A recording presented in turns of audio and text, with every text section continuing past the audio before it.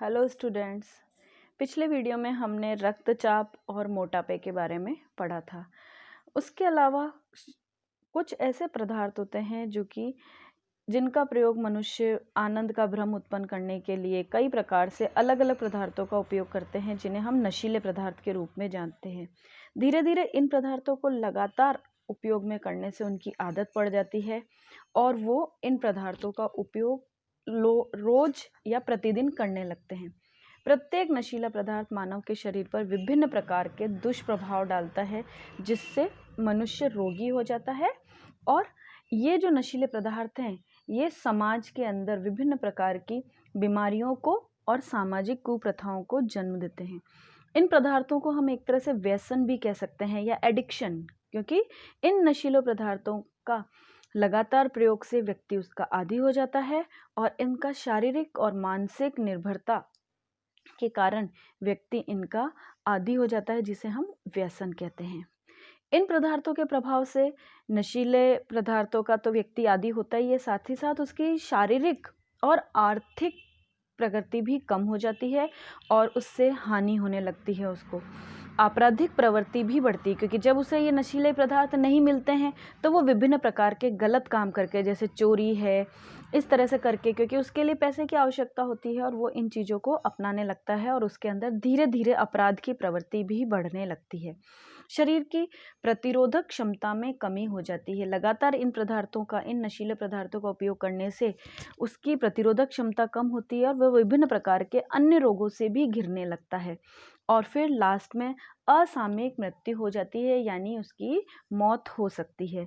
इसके कारण बहुत से रोग हो जाते हैं, जैसे कैंसर, वसी यकृत, गुर्दे की खराबी आदि बहुत से रोग होते हैं जो कि इन नशीले पदार्थों के कारण होते हैं। अब इस लेसन के अंदर, इस वीडियो में हम विभिन्न प्रकार के कुछ नशीले पदार्थों के बारे में पढ़ेंगे, जिसमें सबसे पहला है गुटखा। आप लोगों ने अपने आसपास देखा होगा कि आजकल गुटखे का प्रचलन बहुत ज़्यादा बढ़ गया है। आजकल की जो पाउच संस्कृति है, इसके कारण जो गुटखा है वो छोटे से छोटे गांव गलियों में भी पहुंच गया है। बड़े वयस्कों को तो छोड़ो, साथ साथ छोटे बच्चे भी आजकल इनका प्रयोग करने लगे हैं। महिलाएं भी इसका प्रयोग करने लगी हैं आजकल। गुटखा बनता किससे है? सुपारी के टुकड़े, कत्था, चूना, खुशबू, धातुओं के वर्क आदि पदार्थों के मिश्रण से गुटखा तैयार किया जाता है और इसमें कुछ तंबाकू भी डाला जाता है। इस गुटखे के प्रयोग से आर्थिक हानि तो होती ही है, पर साथ साथ शारीरिक प्रकृति भी, आपकी शारीरिक क्षमता भी कम होती है, हमारे शरीर का भी नुकसान होता है। इसके लगातार प्रयोग करने से जबड़े की मांसपेशियां कठोर हो जाती है और जबड़ा ठीक से खुल नहीं पाता। इस रोग को हम कहते हैं सबम्यूकस फाइब्रोसिस, जिसके कारण, इस पदार्थ के कारण कैंसर जैसे विभिन्न प्रकार के रोग होने का संभावना रहती है। मुख के अंदर घाव, छाले और सूजन भी हो जाती है और धीरे धीरे व्यक्ति कैंसर ग्रसित होकर और अंत में उसका वो कैंसर ग्रसित अंग काटकर निकालना पड़ता है और जिसके कारण उसको अंत में बहुत अधिक तकलीफें भी होती हैं। इसलिए इसका प्रयोग हमें नहीं करना चाहिए। और इससे मुख्य रूप से जो हानियां हैं, आपको पता ही है कि मुख का कैंसर होने का सबसे ज़्यादा संभावना रहती है। अभी हमने इसमें पढ़ा कि इसमें तंबाकू का उपयोग किया जाता है। प्रश्न उठता है, तंबाकू क्या है? तंबाकू भी एक प्रकार का पादप है जिसकी पत्तियों से इसे प्राप्त किया जाता है। तंबाकू का वानस्पतिक नाम है निकोटिएना टोबेकम, जो कि कुल सोनेसी का होता है और इसकी पत्तियों से इसे प्राप्त किया जाता है। तंबाकू की पत्तियों में 1 से 8% तक निकोटिन नामक एल्कलॉइड पाया जाता है और तंबाकू का प्रयोग कई प्रकार से हम करते हैं। हमसे मतलब जो लोग तंबाकू का प्रयोग करते हैं वो लोग किस प्रकार से करते हैं? अधिकांश लोगों को आपने पान में, गुटखे में या चूने के साथ इसे खाते हुए देखा होगा। कुछ लोग इसके पाउडर को सूंघने या मंजन की तरह इसको मलने में भी काम में लेते हैं। सूंघने में आपने नस्वार देखी होगी कि कुछ महिलाएं भी इसका प्रयोग करती हैं, नस्वार हैं, या मंजन के रूप में भी उसको करने का काम करते हैं, जिससे कि उनको रोज इसकी आदत हो जाती है और बिना इसके उनको आराम नहीं मिलता है। तंबाकू का उपयोग बीड़ी, सिगरेट, चिलम, सिगार, हुक्का आदि अन्य कई प्रयोगों में इसका प्रयोग किया जाता है। अब तंबाकू पीने से क्या क्या हानियां होती है उसके बारे में अगर हम जिक्र करें तो तंबाकू पीने से लगातार जो व्यक्ति तंबाकू खाता है या पीता है उसके प्रयोग में आने से मुंह, जीभ, गले और फेफड़े आदि का कैंसर होने की संभावना सबसे ज़्यादा बन जाती है। तंबाकू में मैंने अभी बताया आपको कि उसके अंदर निकोटिन पाया जाता है, तो यह निकोटिन धमनियों की दीवारों को मोटा कर देता है, जिससे रक्तदाब और हृदय स्पंदन, हृदय की धड़कन बढ़ जाती है। फिर इसके साथ साथ अगर यह तंबाकू गर्भवती महिलाओं के द्वारा भी प्रयोग में किया जाता है तो गर्भवती महिलाओं के भ्रूण के विकास की गति भी मंद हो जाती है, यानी बच्चा का जो विकास होता है वो कम हो पाता है और उसका विकास कम होगा। फिर इसी के साथ साथ जो सिगरेट पीते हैं उनके साथ साथ उन्हें तो नुकसान है ही, लेकिन उनके आसपास जो व्यक्ति बैठे होते हैं जो उस धुएं को ग्रहण करते हैं, उस धुएं से भी नुकसान होता है, क्योंकि सिगरेट के धुएं में कार्बन मोनोऑक्साइड होती है जो कि लाल रुधिर कणिकाओं को नष्ट करके रुधिर की ऑक्सीजन की परिवहन की क्षमता को क्या कर देती है, कम कर देती है। यानी सिगरेट पीने वाले को तो नुकसान है ही, लेकिन साथ में जो सिगरेट का धुआं ग्रहण कर रहा है उसको भी अप्रत्यक्ष रूप से हानि होती है।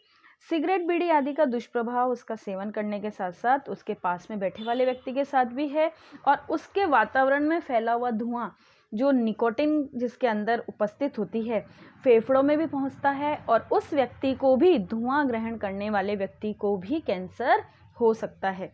इसीलिए यही कारण है, आपको पता होगा कि सार्वजनिक स्थानों पर धूम्रपान पर सरकार ने रोक लगा दी है कि हम धूम्रपान सार्वजनिक स्थानों पर जहाँ पर बहुत से लोग उपस्थित हों वहाँ पर हम सिगरेट या बीड़ी नहीं पी सकते हैं। अगर हम एक कैलकुलेशन के हिसाब से देखें, अगर हम गणना देखें तो विश्व में प्रतिवर्ष 60 लाख से ज़्यादा लोग तंबाकू का उपयोग करने के कारण असामयिक मौत का, अचानक हुई मौत का शिकार हो जाते हैं। इसमें से लगभग 50 लाख तंबाकू के प्रत्यक्ष सेवन से, यानी तंबाकू पीने, खाने और उसका उपयोग करने से होते हैं, जबकि 10 लाख लोगों की मृत्यु केवल अप्रत्यक्ष सेवन से, यानी उनके धुएं के कारण भी होती है। अब इसके बाद आता है हमारा दूसरा नशीला पदार्थ, मदिरा। मदिरा यानी अल्कोहल, या सामान्य भाषा में हम जिसे कहते हैं शराब या दारू। इसका रासायनिक नाम होता है एथिल अल्कोहल और रासायनिक अणुसूत्र है इसका C2H5OH। मदिरा कई प्रकार से बनाई जाती है, मगर सभी में नशे का कारण एक ही पदार्थ होता है, एथिल अल्कोहल, जो कि विभिन्न मदिराओं के अंदर इसका प्रतिशत अलग अलग होता है। मदिरा की प्रवृत्ति अगर हम कहें तो देखें, हमारे आसपास बहुत ज़्यादा इसकी प्रवृत्ति बढ़ रही है और इसके दुष्परिणाम भी हमारे सामने हैं। बड़े लोगों से लेकर आजकल बच्चे, सामान्य युवा भी इसका प्रयोग करने लगे हैं, और इसका प्रयोग करने से स्वास्थ्य के ऊपर, मानव स्वास्थ्य के ऊपर बहुत दुष्प्रभाव पड़ता है।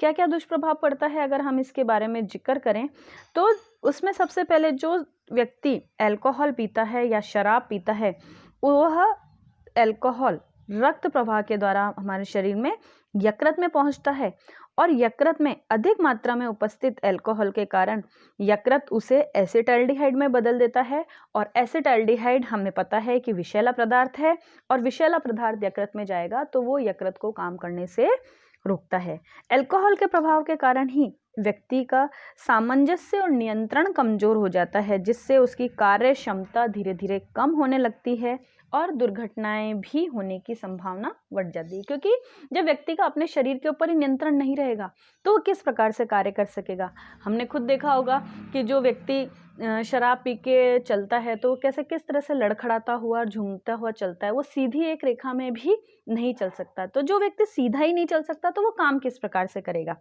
इसलिए हम समझ सकते हैं कि किस प्रकार से उसका शरीर के ऊपर नियंत्रण खत्म हो जाता है। इसके साथ साथ अल्कोहल से स्मरण क्षमता भी कम हो जाती है, याददाश्त भी कमज़ोर हो जाती है और हमारे शरीर का तंत्रिका तंत्र भी इससे प्रभावित होता है। इसके प्रभाव से एक विशेष रोग वसीय यकृत रोग भी हो जाता है, जिससे हमारे शरीर के अंदर प्रोटीन व कार्बोहाइड्रेट के संश्लेषण में दिक्कत आने लगती है, उसका संश्लेषण नहीं हो पाता।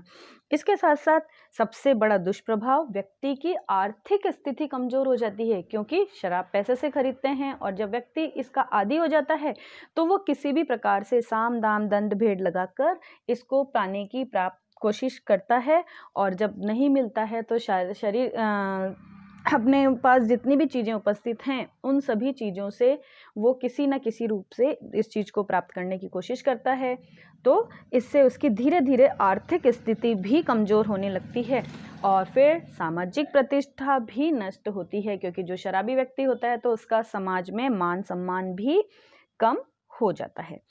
अब इसके बाद एक विशेष चीज़ आती है कि आजकल वर्तमान में हमने देखा होगा कि खाद्य पदार्थों के अंदर मिलावट आ रही है। मिलावटी पदार्थ, जिस भी चीज़ को हम देखें उस चीज़ के अंदर हमें मिलावटों के बारे में पता चलता है कि इससे दूध में मिलावट है, मसालों में मिलावट है, सब्जियों के अंदर मिलावट है। एक आम धारणा बनती जा रही है कि बाज़ार में मिलने वाली हर चीज़ में कुछ ना कुछ मिलावट ज़रूरी है, जबकि यह बात वास्तव में बहुत चिंता की बात है कि इस मिलावट का, क्योंकि ये जो मिलावट होती है इस मिलावट के अंदर घटिया और हानिकारक पदार्थों को मिलाते हैं, जिससे कि हमारे शरीर को प्रत्यक्ष और अप्रत्यक्ष रूप से बहुत सी हानियां होती हैं।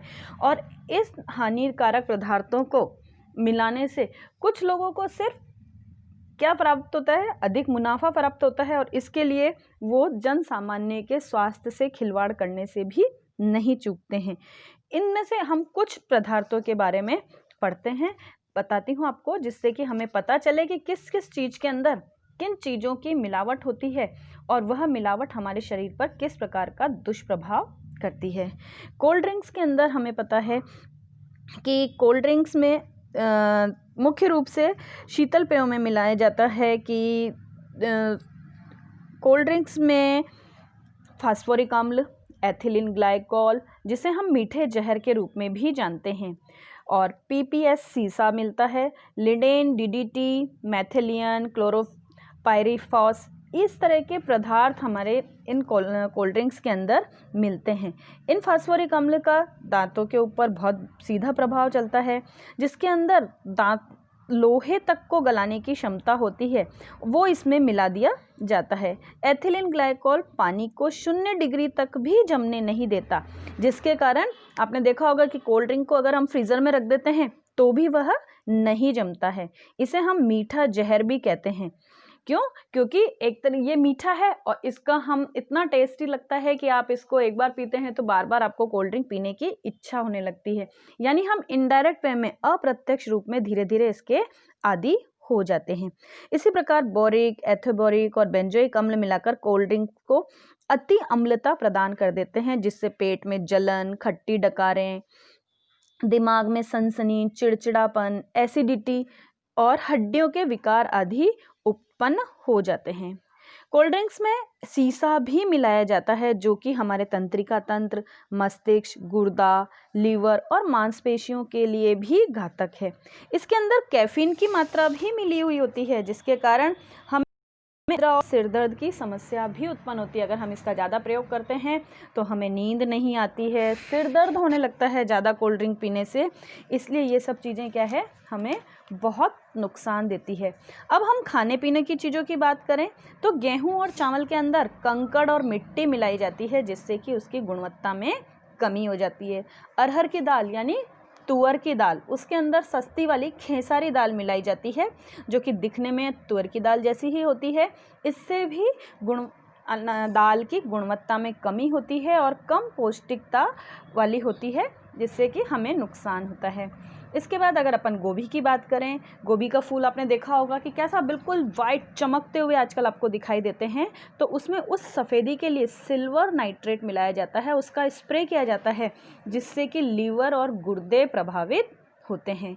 दूध की बात करें तो दूध के अंदर, क्योंकि जितना दूध हमारे देश के अंदर हमें चाहिए उससे कम मात्रा के अंदर उत्पन्न होता है, तो आजकल मार्केट के अंदर नकली दूध मिलता है। उस नकली दूध के अंदर क्या यूरिया और डिटर्जेंट पाउडर को मिलाकर, सोडा, पोस्ट कलर, रिफाइंड तेल, ग्लूकोज आदि को मिलाकर दूध बनाया जाता है, जिससे कि हमारे लीवर और गुर्दे प्रभावित होते हैं। इसी के साथ साथ सब्जियों को ताज़ा दिखाने के लिए विभिन्न प्रकार के केमिकल्स का छिड़काव किया जाता है, जैसे कि लेड और कॉपर विलियन का छिड़काव किया जाता है, जिससे सब्जियां चमकदार और रंगीन दिखाई दें। इससे भी हमारे लीवर और किडनीज प्रभावित होती है। सरसों का तेल हम यूज़ करते हैं। सरसों के तेल के अंदर भी सत्यानाशी के बीज यानी आर्जिमोन और सस्ता पाम ऑयल इसके अंदर मिलाकर नकली सरसों का तेल बनाया जाता है, जो कि विषाक्तता उत्पन्न कर देता है और हमें हार्ट और किडनी से संबंधित बीमारियां हो सकती है। फिर इसके बाद आते हैं हम हल्दी के ऊपर। हल्दी जो कि हम सब्जियों में डेली प्रतिदिन हम इसको उपयोग में लेते हैं। इसके अंदर लेड क्रोमेट का, उसके ज़्यादा अच्छे चटक कलर के लिए लेड क्रोमेट का उपयोग किया जाता है। पीली मिट्टी भी मिलाई जाती है और जिससे हमारे यकृत और मस्तिष्क को हानि होती है।